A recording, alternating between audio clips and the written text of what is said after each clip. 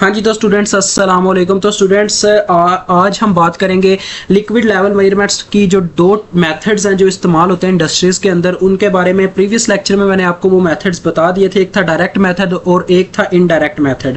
तो इनके नाम से भी कुछ जाहिर हो गई हमें। तो चलो आओ देखते हैं। वो कहता है कि डायरेक्ट मेथड, ये डेफिनेशन है इसकी और आगे इसकी एक्सप्लेनेशन है। देखो कहता है direct method use the varying level of the liquid as a mean of obtaining the measurement and the indirect method use a variable that changes with the liquid level to accurate the measurement mechanism. अब इसमें देखो उसने direct method को भी explain किया और indirect method की भी डेफिनेशन हमें यहाँ पे समझाई है।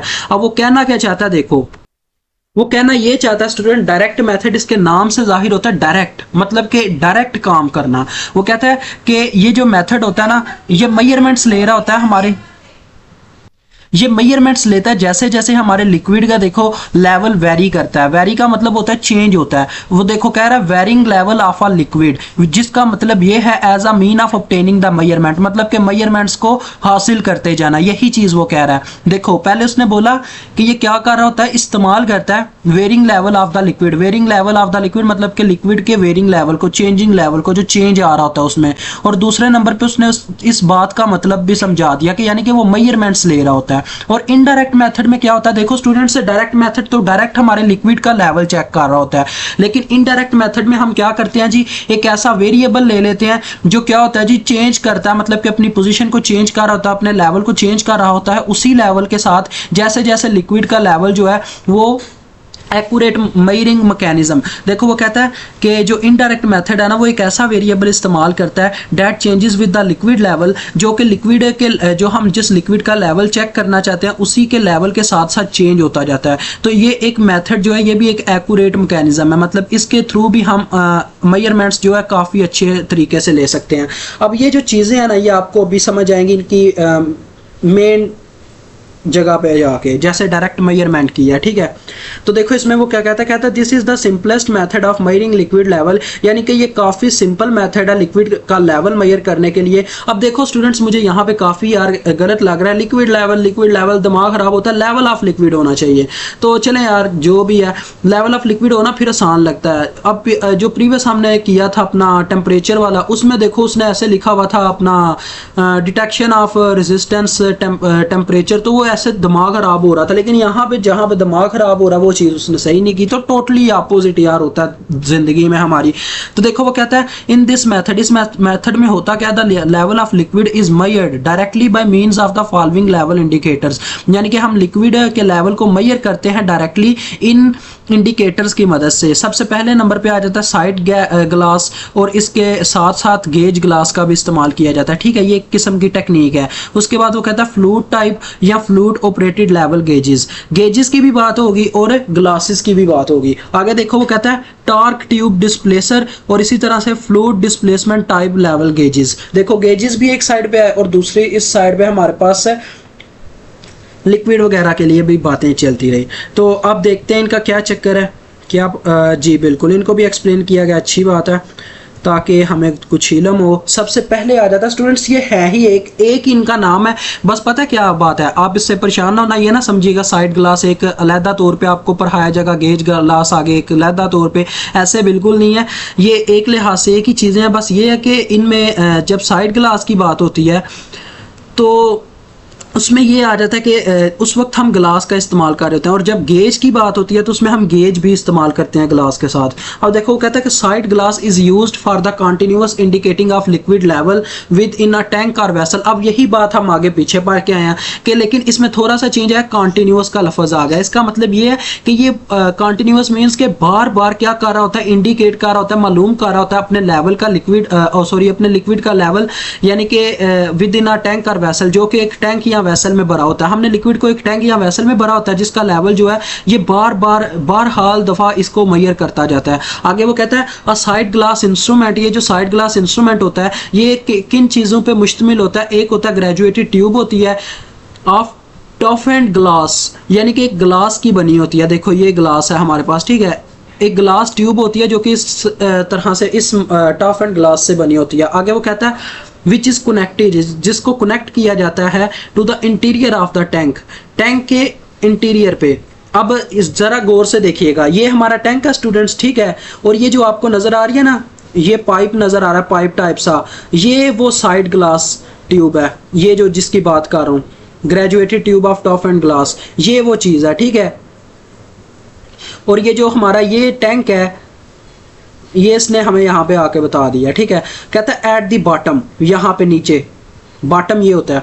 वो कहता है in which the water level is required, कि जितना हमें वाटर लेवल रिक्वायर्ड होता है। तो काफ़ी सिंपल है बात यार। अब यहाँ पे ना थोड़ी सी टेक्निक आपको समझ आ जाएगी आगे जाके। अभी बात इसने इसके अंदर इसने हमें बस बताया कि साइड ग्लास करता क्या है और ये किस तरह से बना होता है, जो इसकी शेप वैसे भी जाहिर कर ही रही थी। तो आगे आ जो करता है फिगर 1। अब यहाँ पे फिगर दिखाने के लिए मैंने इस तरह से रखता हूँ। देखो वो कहता है फिगर 1 ये जाहिर कर रही है कि एक सिंपल साइड ग्लास है जिसका जो कि ओपन टैंक है, मतलब ऊपर से ओपन है, क्लोज टैंक नहीं है, ये लिक्विड होगा, क्योंकि अगर गैसेज होती तो उनको क्लोज रखना पड़ना था टैंक को। लेकिन कहता है ओपन टैंक है, in which a liquid level in the side glass matches the level of liquid in the tank.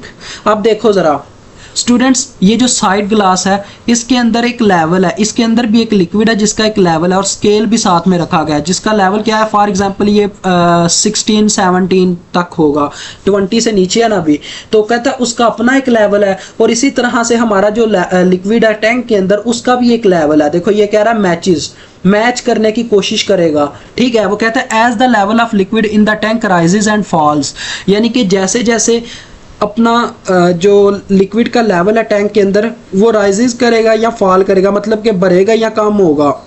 The level in the side glass also, यानी कि ये दोनों एक दूसरे के डायरेक्टली प्रोपोर्शनल हो चुके हैं।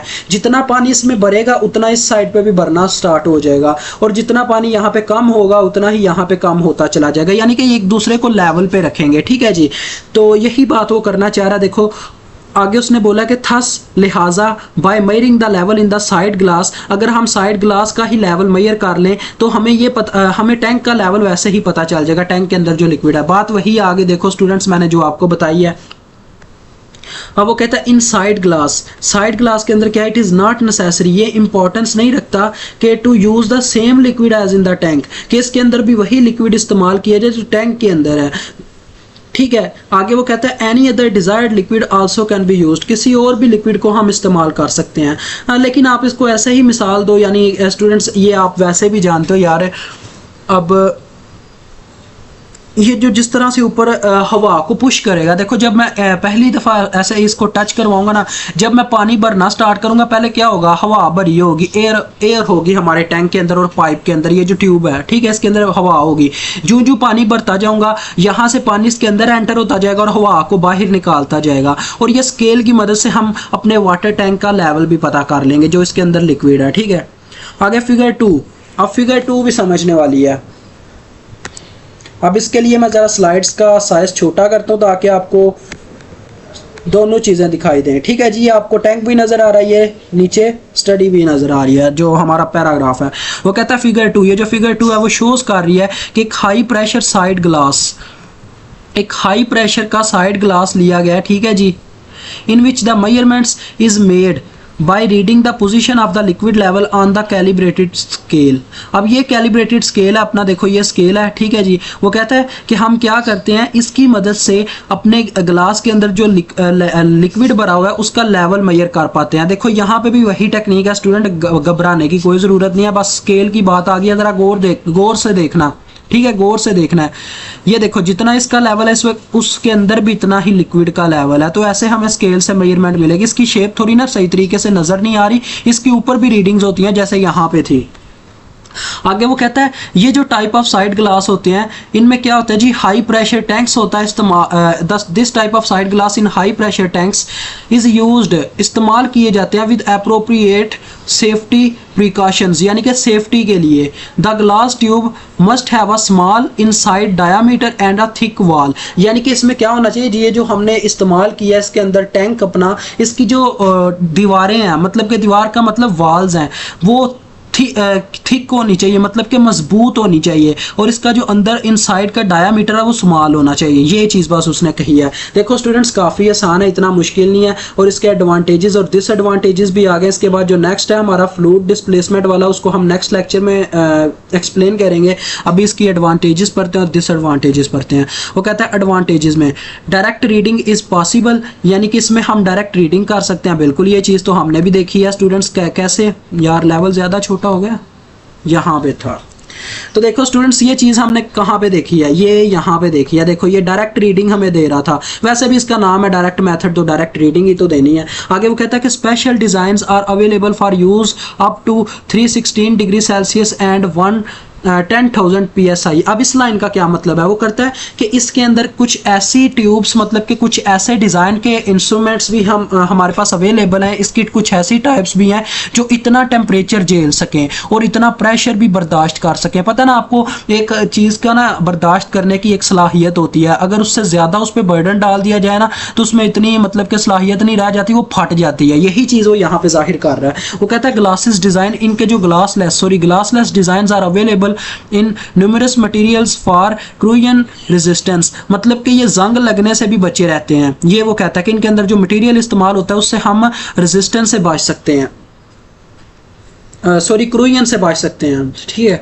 डिसएडवांटेजेस में अब क्या आता है, मतलब कि ये डिसएडवांटेजेस इसकी क्या हैं जो हमें फ़ायदे नहीं मिलते, इसके नुकसान होते हैं। वो कहता है it is read only where the tank is located. हाँ, ये सबसे बड़ी यार कमज़ोरी है, which is not always convenient. देखो अब जो टैंक है इंडस्ट्री के अंदर पता नहीं कहाँ कहाँ लगे होंगे। ठीक है, सोचो ना, ये जो टैंक हमने इस्तेमाल किए होंगे गैस वेसल के लिए या किसी चीज़ का लिक्विड लेवल मेजर करने के लिए, अब वो पता नहीं इंडस्ट्री के अंदर कहाँ कहाँ लगा होगा या आपके घर के अंदर कहाँ कहाँ लगा होगा, तो हम ये तो चेक नहीं कर सकते स्टूडेंट्स के हमें बार बार वहीं पे जाना पड़ेगा ना। देखो ऐसा नहीं हो सकता कि मैं अपनी, जैसे कंप्यूटर की स्क्रीन है, मैं यहीं पे बैठ के उसका लेवल मेजर कर लूँ, ऐसा नहीं हो सकता। यही चीज़ इसकी सबसे बड़ी ड्रॉबैक है, यानी कि हमें टैंक का अगर लेवल मालूम करना है तो हमें उसके पास ही जाके देखना पड़ेगा।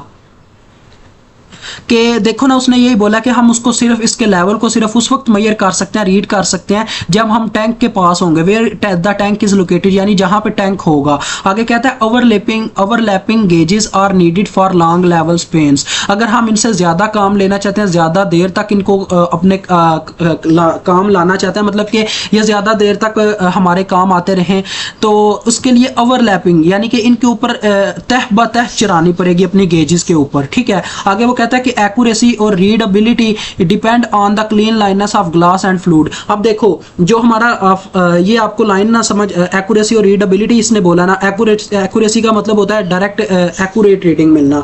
अब देखो स्टूडेंट, ये शेप है आपके सामने कि इसको अगर मुझे बार बार इसकी एक्यूरेट रीडिंग चाहिए ना तो इसको साफ रखना पड़ेगा, इस स्केल को प्लस इस टैंक को। अगर ये साफ नहीं रहेगा तो मुझे इसकी रीडिंग नज़र नहीं आएगी। और जो हमारे इंजीनियर्स होते हैं वो तो आपको पता ही है, पाकिस्तानी इंजीनियर्स का क्या काम है, बस जान छुड़वाने वाली बात है। तो वैसी रीडिंग लेके आ जाए और मिस कैलकुलेशन की वजह से धमाका हो सकता है। यहाँ पे भी धमाके की बात है, धमाके सॉरी वो तो प्रेशर में था, लेकिन यहाँ पे बात ये कर रहा हूँ, धमाका हो तो सकता है ना। देखो अगर हम ज़्यादा टेम्परेचर वाला इसके अंदर लिक्विड भर दें तो फट तो ये भी सकता है, यानी कि सारी ये एक दूसरे के साथ टच रखती हैं, टेम्परेचर, प्रेशर और उसके बाद लिक्विड का लेवल, ये सारी चीज़ें आपस में ताल्लुक रखती हैं। ये इंडस्ट्री की इंपॉर्टेंस है, यानी कि इन चीज़ों का काफ़ी ख्याल रखना पड़ता है। तो यही उसने इसका ड्रॉबैक बोला कि हमें अगर इसकी रीडिंग बार बार चाहिए होगी एक्यूरेट, तो हमें इसको साफ रखना पड़ेगा, इसके ग्लास और फ्लूइड को। और अगर एक कंप्यूटराइज्ड सिस्टम होता तो हमें इस चीज़ की ज़रूरत ना होती, हम बस कंप्यूटर में देख सकते थे। लेकिन चलो यार, बस यहाँ पे हमारा ये टॉपिक ओवरऑल क्लियर होता है। मुझे उम्मीद है आपको काफ़ी अच्छे तरीके से इस चीज़ की समझ आ गई होगी। तो अभी आपसे इजाज़त चाहूँगा। अल्लाह हाफिज़, अस्सलाम वालेकुम।